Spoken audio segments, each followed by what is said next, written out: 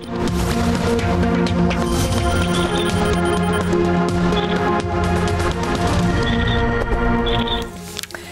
वालेकुम, मैं हूँ अलीना फ़ारूक शेख। आज प्रोग्राम में सबसे पहले डिस्कस करेंगे एक बड़ी दिलचस्प केस, एक बड़ी दिलचस्प खबर जो सुप्रीम कोर्ट ऑफ पाकिस्तान से आई है। जुल्फ़िकार अली भुट्टो, पाकिस्तान के पहले इलेक्टेड वज़ीर आज़म, उनको फांसी देने का जो फ़ैसला है उसको तारीख़ मुख्तलिफ़ तरीक़ों से देखती है, लेकिन एक राय उसके ऊपर जो अमूमी राय है वो ये पाई जाती है कि वो जो फ़ैसला था लाहौर हाई कोर्ट का, जिसको बाद में सुप्रीम कोर्ट ऑफ पाकिस्तान ने बरकरार रखा, उनको फांसी देने का फ़ैसला, वो अदालती कत्ल था। इसी सिलसिले में 2011 में उस वक्त के सदर आसिफ अली जरदारी, जो कि भुट्टो साहब के दामाद भी हैं, उन्होंने सुप्रीम कोर्ट ऑफ पाकिस्तान में एक रेफरेंस दायर किया था और यही कहा गया था कि सुप्रीम कोर्ट का जो फ़ैसला है उसको अदालती कत्ल करार दिया जाए। अब काफ़ी सालों बाद ये मामला दोबारा उठा है, तारीख़ के वो जो सफ़े हैं उनको पलटा गया है और ये खबर आई है सुप्रीम कोर्ट ऑफ पाकिस्तान से कि आइंदा हफ्ते, अगले हफ्ते इस केस को टेकअप किया जाएगा और लार्जर बेंच इस केस की समाअत करेगा। ये सदारती रेफरेंस जिसमें इस्तदा की गई कि जुल्फ़िकार अली भुट्टो की जो फांसी है उसको अदालती कत्ल करार दिया जाए। मुख्तलिफ पहलू हैं इसके, लेकिन हमने बुनियादी सवाल अपना इस चीज़ के ऊपर या इस एंगल के ऊपर ड्राफ्ट किया है कि क्या सुप्रीम कोर्ट को जुल्फ़िकार अली भुट्टो की सज़ा को अदालती कत्ल करार देना चाहिए। समझते अपने तज्ज़ियाकारों से। हमारे साथ आज पैनल पर मौजूद हैं इरशाद भट्टी साहब, रीमा उमर साहिबा, शहजाद इकबाल साहब और सोहेल बड़ाइद साहब। शहजाद, क्या राय है आपकी? अलीना, बहुत शुक्रिया। अलीना, एक लेमैन के तौर पे तो मैं ये समझता हूँ कि अगर जहाँ जहाँ ज्यादती हुई है किसी अदालती फैसले में, और इस पर्टिकुलर केस में अगर जुल्फ़िकार अली भुट्टो साहब को गलत तरीके से फांसी दी गई तो उसको फिर आप अदालती कत्ल करार दे दें। लेकिन कानूनी तौर पे मेरे ख्याल से इस पे रीमा ज़्यादा बेहतर बता सकेंगी कि आर्टिकल 186 का जो स्कोप है वो क्या है, क्योंकि 2011 में जब आसिफ अली जरदारी साहब ने बतौर प्रेसिडेंट ये प्रेसिडेंशियल रेफरेंस भेजा था सुप्रीम कोर्ट, तो उसमें आर्टिकल 186 ये कहता है कि अगर आपने ओपिनियन लेना हो किसी पॉइंट ऑफ लॉ पे, किसी क्वेश्चन ऑफ लॉ पे, तो वो आप ले सकते हैं। तो मुझे तो एग्जैक्टली नहीं पता कि सुप्रीम कोर्ट इसमें क्या डिसाइड करेगा। क्या सुप्रीम कोर्ट फौरी तौर पर यह डिसाइड करेगा कि अदालती फैसला जो था वो दुरुस्त था या अदालती फैसला गलत था इसलिए इसको अदालती कत्ल करार देना चाहिए, या सुप्रीम कोर्ट ये डिसाइड करेगा कि इसका ट्रायल दोबारा से हो सकता है और उस केस को रिविजिट किया जा सकता है। तो मुझे एग्जैक्टली नहीं पता। जब आप ओपिनियन मांगते हैं इस किस्म के केस पे, कोई और क्वेश्चन ऑफ लॉ हो तो बड़ा आसान हो जाएगा, लेकिन यहाँ पे एक ट्रायल था जो लाहौर हाई कोर्ट से शुरू हुआ, फिर सुप्रीम कोर्ट में जाकर खत्म हुआ, तो इस पे क्वेश्चन ऑफ लॉ क्या है। और as far as I remember, जब बाबर अवान साहब इस केस को प्लीड कर रहे थे तो उस वक्त जो जस्टिस नासरुल मुल्क साहब थे वो भी एक ही चीज पे इसरार करते थे कि क्वेश्चन ऑफ लॉ क्या है इसमें, तो इसका स्कोप क्या है, ये मेरे ख्याल से इस पे कानूनी तौर पे रोशनी डालने की जरूरत है। अदरवाइज जहां जहां ज्यादती हुई है वो उसको जरूर दुरुस्त होना चाहिए अगर इसकी कोई अदालती गुंजाइश निकलती है कानून में। और दूसरा, इस केस के हवाले से कुछ फैक्ट्स तो हमारे सामने आए थे। मिसाल के तौर पे मैं भी अभी एक शख्स से बात कर रहा था जो बड़ी अदालती हमारी तारीख जानते हैं, तो वो कह रहे हैं कि नसीम हसन शाह साहब जो कि जज थे सुप्रीम कोर्ट के, उन्होंने बाद में आके ये कहा भी था एक टीवी इंटरव्यू में, गालिबन जवाबदेह में ही उन्होंने ये बात कही थी कि जबर के जरिए और दबाव बड़ा था उस वक्त अदालत पे, और इस वजह से एक फैसले पे सुप्रीम कोर्ट पहुंचा था। क्योंकि पहले ये जो फैसला था ये 4-3 का स्प्लिट डिसीजन था, और बाद में ये जब रिव्यू में गया था तो यूनानिमस डिसीजन इसका सामने आया था। तो वो कहा जा रहा था कि अगर स्प्लिट फैसला होता 4-3 का तो पाकिस्तान के कानून में इस तरह के फैसलों में फांसी की सजा नहीं होती, लेकिन क्योंकि वो रिव्यू में गया और फिर जबरन उसको एक यूनानिमस फैसले में तब्दील कर दिया गया, इसलिए फिर फांसी की सजा जो है वो दी गई। लेकिन उन्हीं साहब ने मुझे अभी ये बताया है कि जो किताब खुद लिखी थी नसीम हसन शाह साहब ने उस इंटरव्यू से काफी अर्सा पहले, उसमें उन्होंने कभी ऐसी कोई बात नहीं की। वो उसके बरक्स ही बात करते आए थे और अपने फैसले को जस्टिफाई करते हुए आए थे। उसके जो एडिशंस बाद में भी आए किताब के, उसमें भी किसी किस्म की तब्दीली नहीं की गई थी। लेकिन वो एक जवाबदेह का इंटरव्यू है जो ज्यादातर कोर्ट होता है, और मेरे ख्याल से वो इंटरव्यू था, उसके बाद ही ये रेफरेंस भी जो है कुछ अरसे बाद जो है दायर किया गया था। तो इस तरह के कुछ इंटरव्यूज तो हमारे सामने है जिससे ये बड़ा वाजे होता है कि इस केस को जो है गलत तरीके से चलाया गया, और इसमें कहीं ना कहीं जो डिक्टेटर उस वक्त थे ज़ियाउल हक साहब, उनका इन्फ्लुएंस बहुत ज्यादा था। बट इतने सालों बाद इसको टेकअप करने का फैसला आपको किस तरह से लगता है और इसकी वजह क्या लगती है?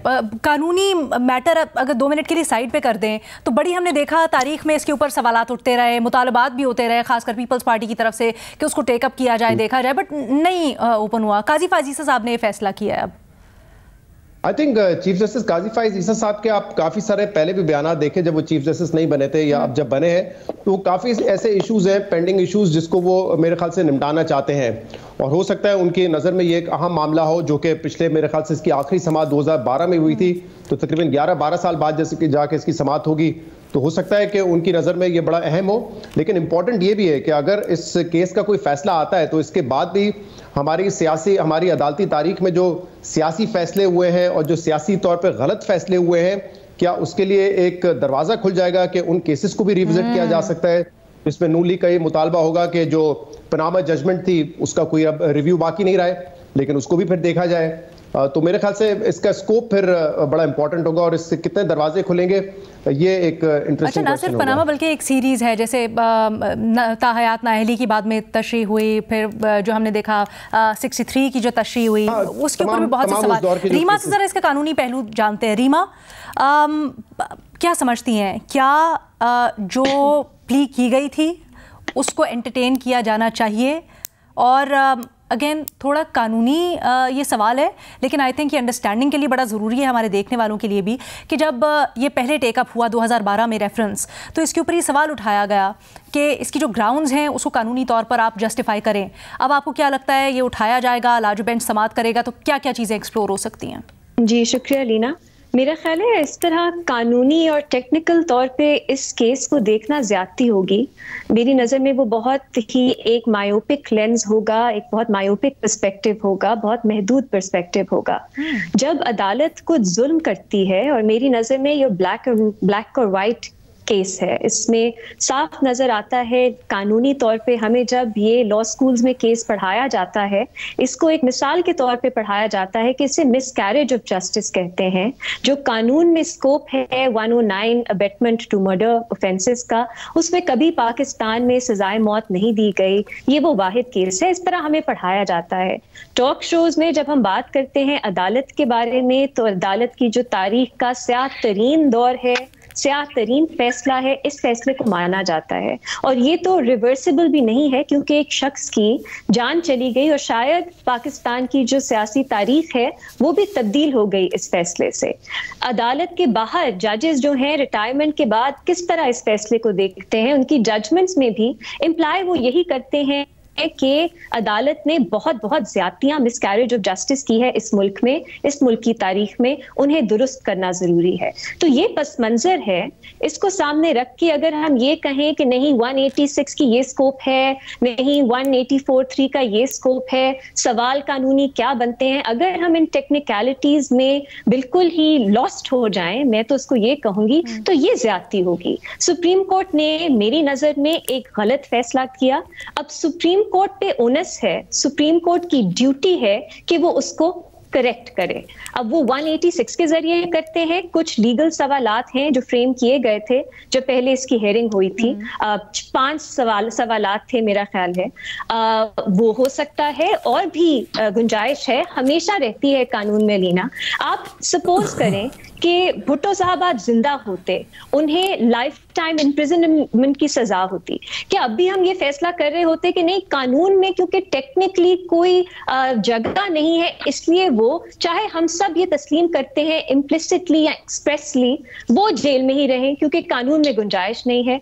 ये गुंजाइश निकालना अदालत का काम है, चाहे वो एडवाइजरी ओपिनियन से करें, चाहे वो ओरिजिनल जुरिस्डिक्शन में करें। और एक और मैं बताऊं, एक जो रास्ता निकल सकता है कि हाल ही में 184(3) में सुप्रीम कोर्ट ने कहा कि अगर रिव्यू, पाकिस्तान में सेकंड रिव्यू का ऑप्शन नहीं है, लेकिन सुप्रीम कोर्ट अगर पब्लिक इंटरेस्ट और फंडामेंटल राइट्स का मामला है तो सुओ मोटो जुरिस्डिक्शन के जरिए भी इस तरह के केसेस ले सकती है। ये चीफ जस्टिस बंदयाल जब थे, मेरा ख्याल है उनका एक फैसला था।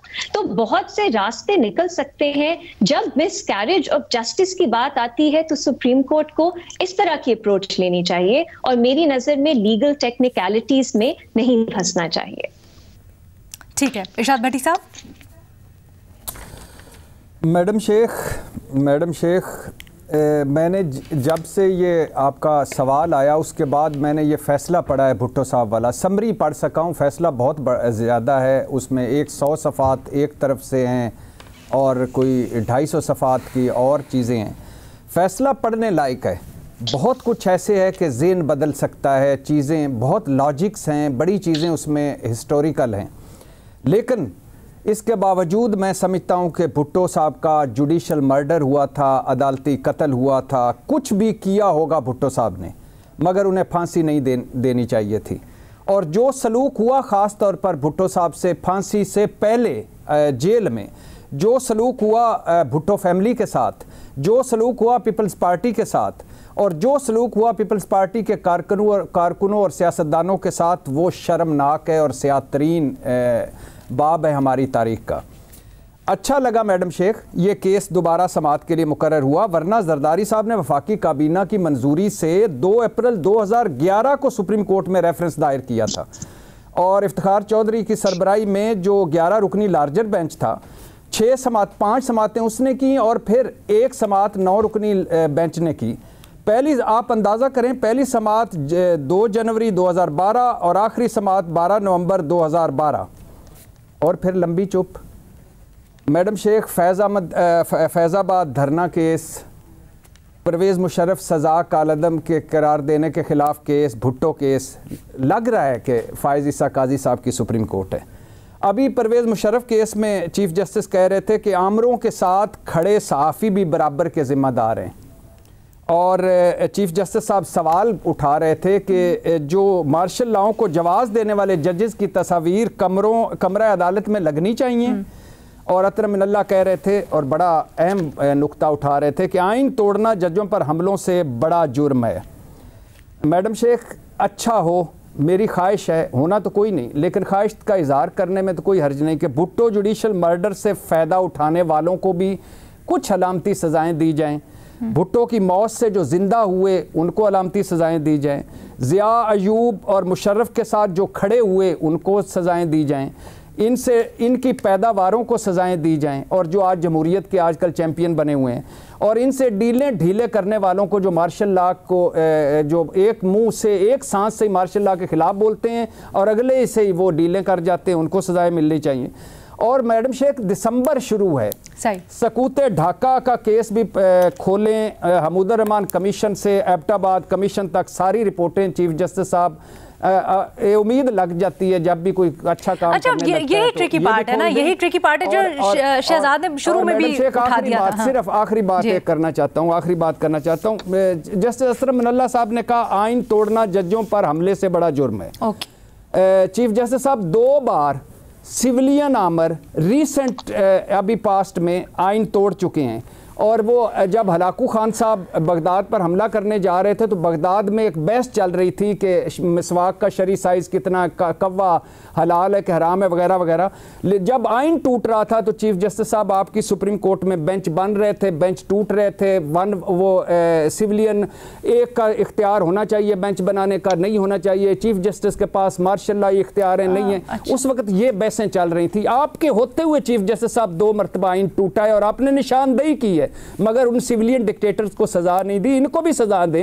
ये तो फौजी अमरों से आपकी राय है, बिल्कुल इसका मैं एहतराम करती हूँ, लेकिन इसके ऊपर हम पहले भी बात कर चुके हैं कि काफ़ी जो जजमेंट्स होती हैं ज़रूरी नहीं है उसमें सज़ा मिले, लेकिन और ये दुनिया भर में होता है, ज़रूरी नहीं है कि सज़ा दी जाए, कैपिटल पनिशमेंट दी जाए, उनकी जो मैडम शेख बातें लिखी हुई वो फैसले में आना के खिलाफ वर्जी हुई है, फैसले में आना ये बहुत बड़ी बात होती है और ये अलामती सजा होती है। मैडम शेख नहीं बड़ी बात। चले मैं आपको इसकी क्या नुकसान, जब सुप्रीम कोर्ट कहती है कि फलां ने आइन तोड़ा है या आइन के खिलाफ वर्जी का मुर्तकिब हुआ है तो उसके बाद सजा क्यों नहीं? ये तो रोज कहते रहे, यहाँ तो किसी को फिक्र ही नहीं होगी।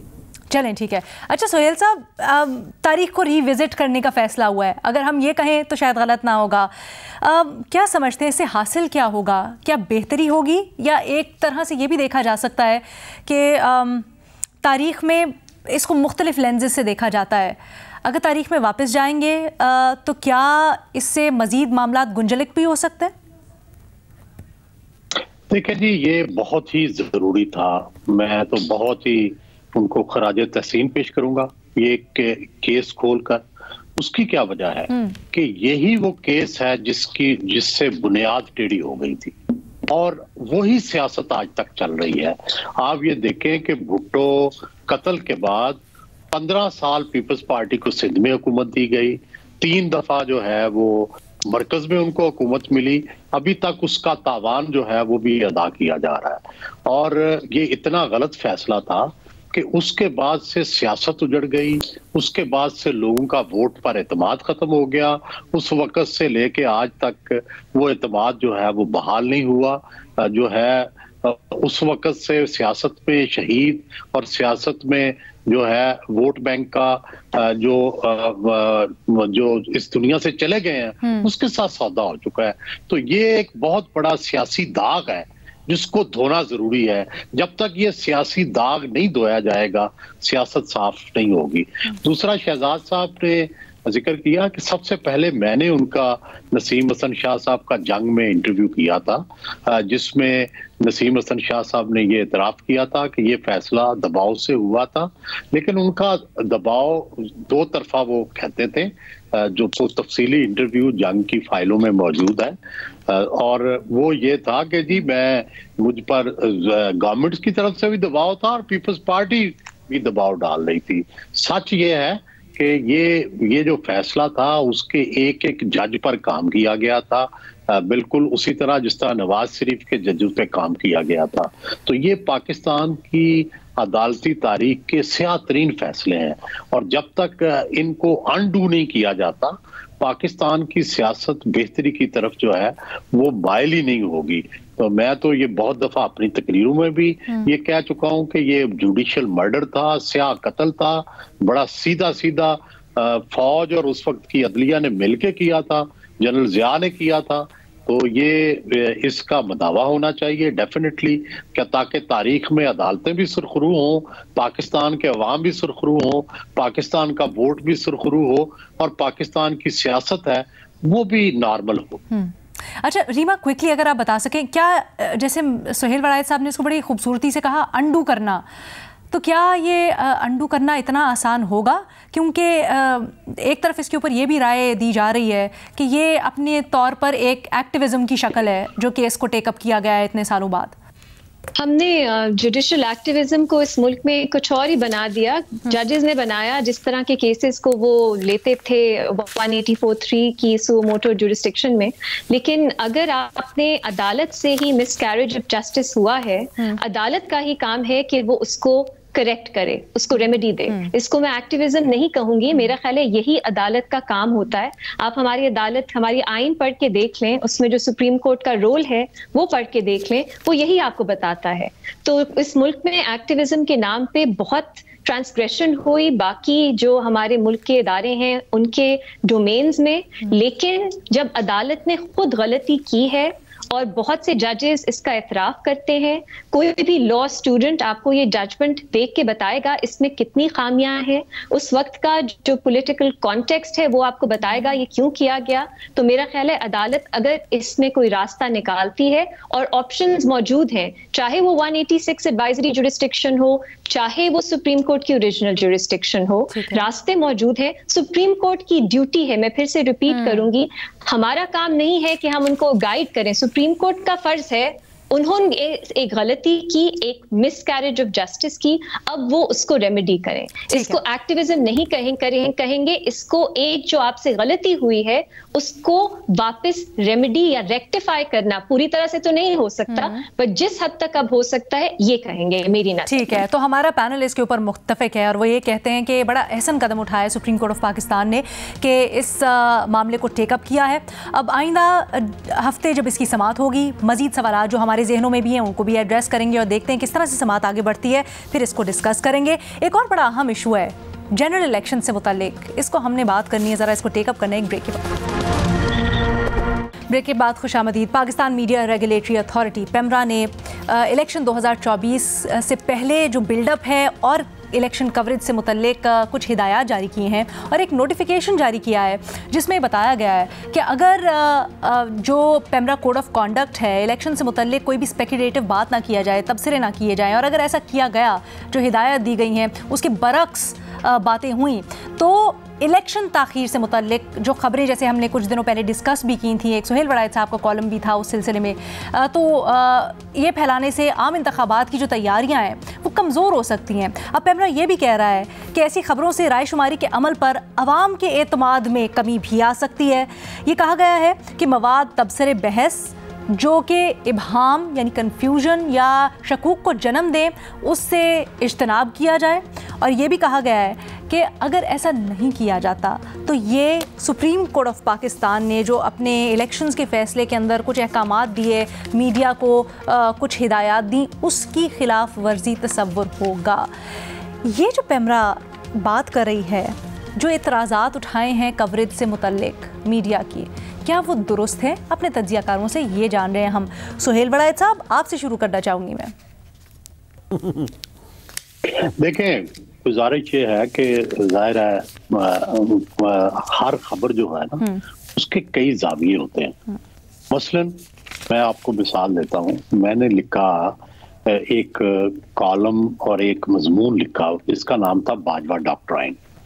और ये वो था कि जो जनरल बाजवा साहब का जो विजन था कि वो क्या करना चाहते हैं, उनके क्या पॉइंट्स हैं, तो ये बड़ा कंट्रोवर्शियल था। पहले दिन मुझे बाजवा साहब और उनके जो करीबी दोस्त थे उनके बड़े शुक्रिया के मुझे फ़ोन आए, लेकिन अल्टीमेटली उसका जो नतीजा निकला वो बाजवा डॉक्ट्राइन के खिलाफ एक रिएक्शन था।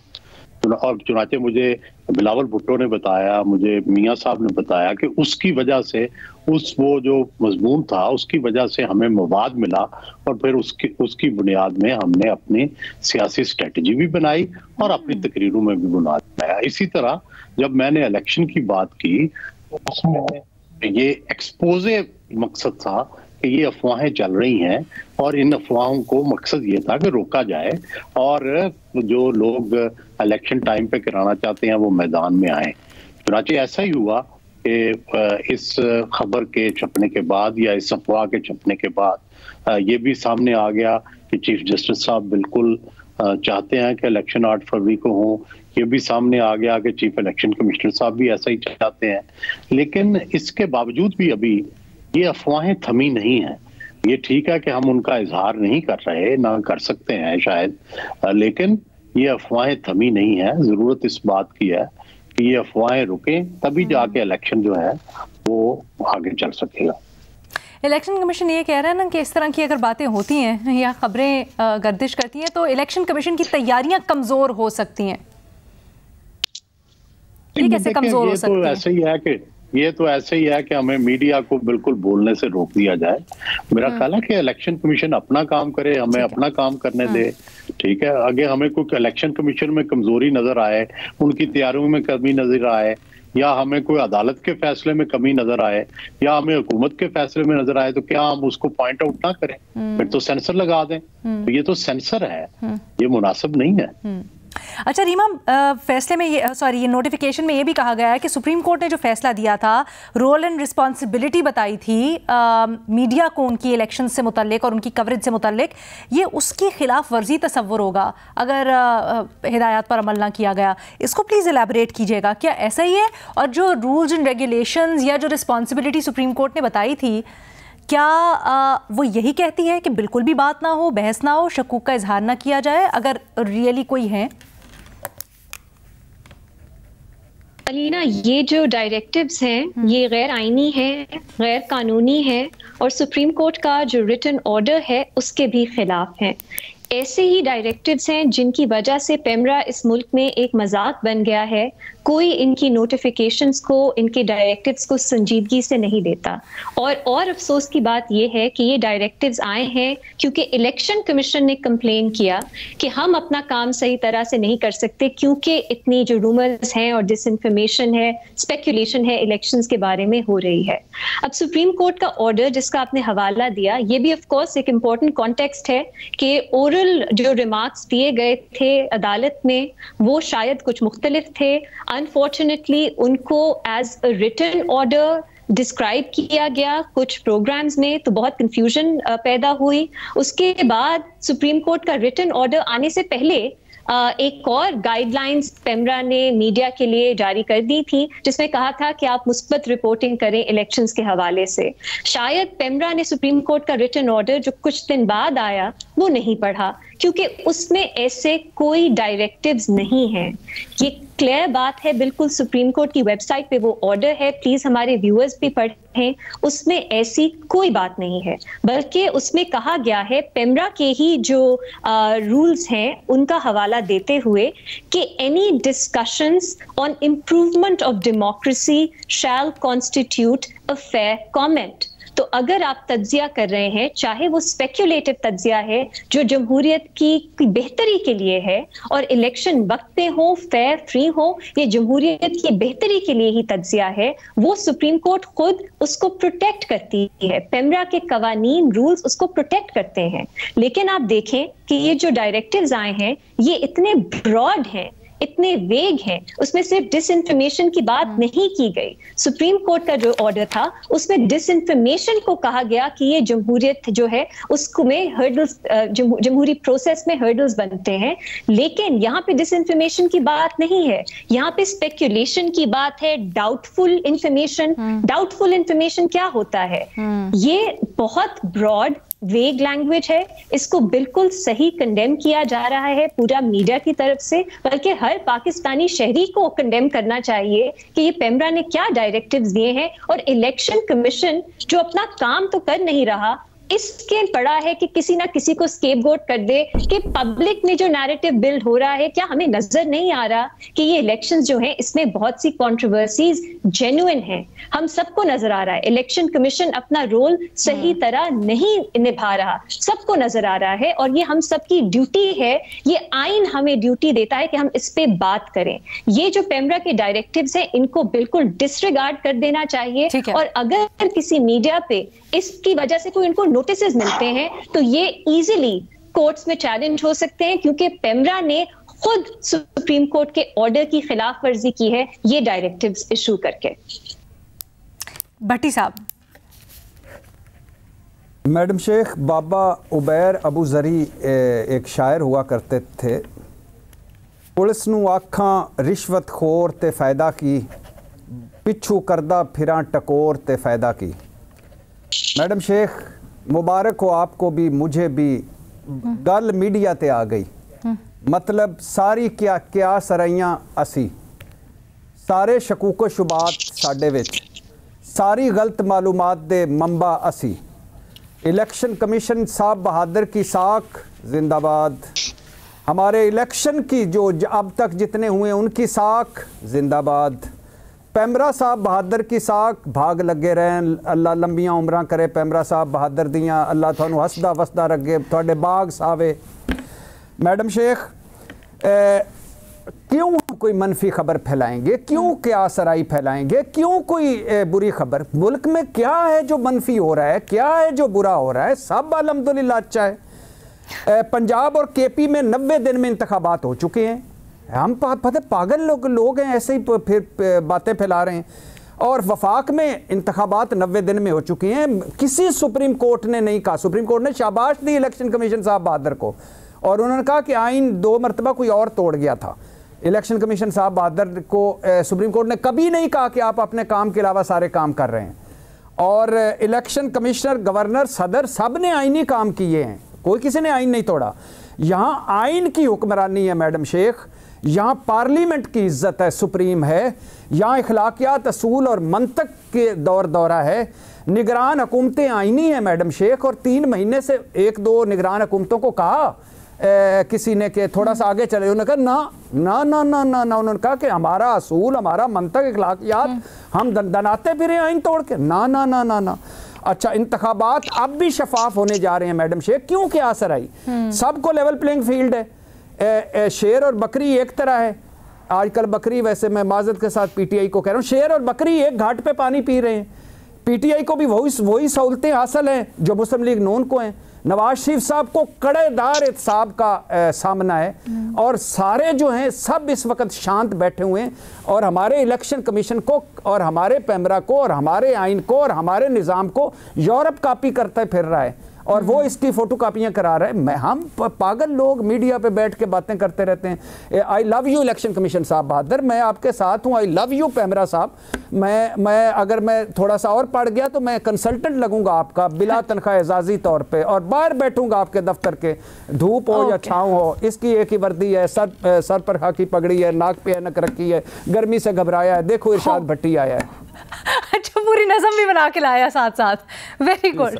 शहजाद साहब क्या कहेंगे, ये जो कमज़ोर हो सकती हैं तैयारियां इलेक्शन कमीशन ऑफ पाकिस्तान की अगर कोई तबसरे तज्जी हुए इलेक्शन से मुतल्लिक, इसको ज़रा समझाइएगा हमें।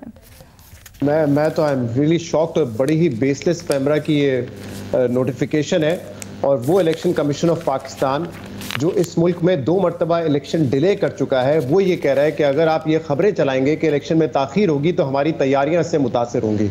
हम इस मुल्क में बैठे हुए हैं जहां पे 2 सूबों में पिछले 1 साल से केयर टेकर सेटअप है, जिसकी आइन में कोई गुंजाइश नहीं है। आपने 2 सूबों में इलेक्शन नहीं करवाए, सुप्रीम कोर्ट के वाज़े डायरेक्टिव्स के बावजूद। आपने कहा कि सिक्योरिटी के इशू है, कभी आपने कहा फंड्स नहीं है। उसके बाद जब तमाम असेंबलियां डिसॉल्व हो गई, तब भी आपने 90 दिन में इलेक्शन नहीं करवाई, क्योंकि आपने कहा कि सीसीआई ने सेंसस को अप्रूव कर दिया है, अब डिलिमिटेशन होगी। तो आइन जो कहता था कि 90 दिन में इलेक्शन हो रहे, आपने नहीं करवाए। अगर आज इस मुल्क में लोग स्पेकुलेट कर रहे हैं कि 8 फरवरी को इलेक्शन होंगे या नहीं होंगे, तो उसकी जिम्मेदारी इलेक्शन कमीशन ऑफ पाकिस्तान पर, पिछली हुकूमत पर और रियासत पर आती है। ये हम पर नहीं आती है। मीडिया आज अगर स्पेकुलेट कर रहा है तो वो अपने आप पे नहीं कर रहे हैं। ये मुल्क में पहली दफा हुआ है कि 1 साल तक आपकी निगरां हुकूमतें 2 सूबों में काम कर रही हैं। अगर कल मौलाना फजल रहमान साहब खड़े होकर ये कहते हैं कि इस माहौल में खैबर पख्तूनख्वा में इलेक्शन कैंपेन नहीं चलाई जा सकती, तो मैं उस बुनियाद पर सियासी तज्जिया क्यों नहीं करूंगा कि क्या इसका इशारा इलेक्शन डिले करने की तरफ है। अगर इलेक्शन कमीशन ऑफ पाकिस्तान में पिछले हफ्ते 2 एप्लीकेशंस दायर की जाती हैं, एक मौसम को बुनियाद बनाकर और दूसरा बलूचिस्तान में सिक्योरिटी के इश्यूज को बुनियाद बनाकर कि इलेक्शन में ताखीर करवाया जाए, तो वो खबर क्यों ना छपे और उस पर बात क्यों ना हो। तो मुझे तो कोई मंतक समझ नहीं आती। जहां तक बात है पैमरा ने जो ये अपने नोटिस में कहा है कि डायरेक्टिव्स हैं सुप्रीम कोर्ट के, तो मैं पढ़ देता हूं कि जो रिटन ऑर्डर में है वो क्या था और ओरली क्या बात की गई थी। रिटन ऑर्डर में तो सिंपली ये कहा है कि आर्टिकल 19 जो है वो फ्रीडम ऑफ प्रेस देता है, लेकिन विद रीजनेबल रिस्ट्रिक्शंस। लेकिन कुछ लोग हैं जो कि ये समझ बैठे हैं कि शायद उनके पास लाइसेंस है to disinform and build false narrative, जिससे आपकी जमहूरियत कमजोर होती है। तो उन्होंने तो कोई रिस्ट्रिक्शन अपने रिटन ऑर्डर में नहीं लगाई। हाँ, मुझे ये लगता है कि जिस दिन ये मामला तय हुआ था कि 8 फरवरी को इलेक्शन होंगे, उस दिन सुप्रीम कोर्ट की जानिब से जो ओरल दी गई थी रिमार्क्स या ऑब्जर्वेशन जिसे कहते हैं, जी, वो मेरे ख्याल से गैर जरूरी थी, क्योंकि वहां ये कहा गया कि ताखीर के हवाले से कोई बहस नहीं होगी, कोई इस पर अब बात नहीं होगी। अगर आपने ये बात करनी है तो आप घर जाके अपनी बीवी से करें, टीवी पे बैठ के ना करें। आई गेस वो नीडलेस थे। लेकिन जब सुप्रीम कोर्ट का ऑर्डर आ गया, रिटन ऑर्डर में ये चीजें रिफ्लेक्ट नहीं की गई थी जो ओरल उन्होंने वर्बली अपनी ऑब्जर्वेशंस में या रिमार्क्स में की गई थी। तो मेरे ख्याल से पैमरा को तो जाना चाहिए by the written order of the supreme court, जहां पे कोई ऐसी कदगन नहीं लगाई गई है। मेरे ख्याल से बड़ा अनफॉर्चुनेट है, ये बिल्कुल सेंसरशिप करने की कोशिश है। और अभी रिसेंटली देख लें क्या हुआ है। इलेक्शन कमीशन ऑफ पाकिस्तान कह रहा था 10 अरब रुपए हमें मिले हैं, हमें मजीद पैसे चाहिए, हमें इलेक्शन करवाने, और फाइनेंस मिनिस्ट्री 15-20 दिन से ताखीर कर रही थी। फिर इलेक्शन कमीशन ऑफ पाकिस्तान को मीडिया में खबर लीक करनी पड़ी और फाइनेंस सेक्रेटरी को बुलाना पड़ा ताकि आप फंड्स दें। जब निगरां हुकूमत फंड्स रोक के बैठेगी तो कोई क्यों ये स्पेकुलेट नहीं करेगा कि क्या इलेक्शन वक्त पे होने जा रहे हैं, नहीं होने जा रहे हैं। ये जो कुछ इस वक्त हो रहा है बड़ा अनफॉर्चुनेट है, और इसकी जिम्मेदारी मेरे ख्याल से रियासत और तमाम इदारों पे आती है, जिसकी वजह से आज हम इस सिचुएशन में है कि हम जब जाते हैं ना सड़क पे, पहला सवाल ये होता है कि इलेक्शन हो रहे हैं। आई मीन ये बिल्कुल सही कह रहे हैं, ये पाकिस्तान का आवाम डिस्कस कर रही है, हर कोई डिस्कस कर रहा है। सवाल ये है कि सबसे पहले ये बताइए कि इलेक्शन हो रहा है कि नहीं हो रहा है, तो आप किस को रोकेंगे। तो मेरे ख्याल से बहुत ही बेसलेस और फजूल ये, और बिल्कुल सही आपने निशानदेही की। वो जब खबर आई फंड से मुताल्लिक, तो उसके बाद हमने देखा 3-4 दिनों बाद फिर फंड्स रिलीज भी हुए। उसी दिन हो गए, उसी दिन हो गए थे, उसी दिन फिर फंड्स भी रिलीज हो गए थे। यानी मिनिस्ट्री को एहसास हुआ कि हमने बजट में एलोकेशन की हुई है 50-52 अरब रुपए, तो हम उनको जारी कर दें। इलेक्शन कमीशन ऑफ पाकिस्तान तो 14 नवंबर से बात कर रहा था इस पर। बिल्कुल सही बात। रीमा प्लीज मुख्तसर रखिएगा। जी लीना, मुख्तलिफ बात है, लेकिन मेरे ख्याल है मीडिया में भी एक मैं ये रुझान देखती हूँ, एक ये बिहेवियर है कि जो प्रोसीडिंग्स के दौरान रिमार्क्स दिए जाते हैं जो रिटन ऑर्डर में नहीं होते, उनको उस तरह अथॉरिटेटिवली ना बयान किया करें। मीडिया में भी ये हुआ, रिटन ऑर्डर का इंतजार करने से क्या होता, 2-3 दिन बाद आ गया था ना, क्लैरिटी मिल गई थी।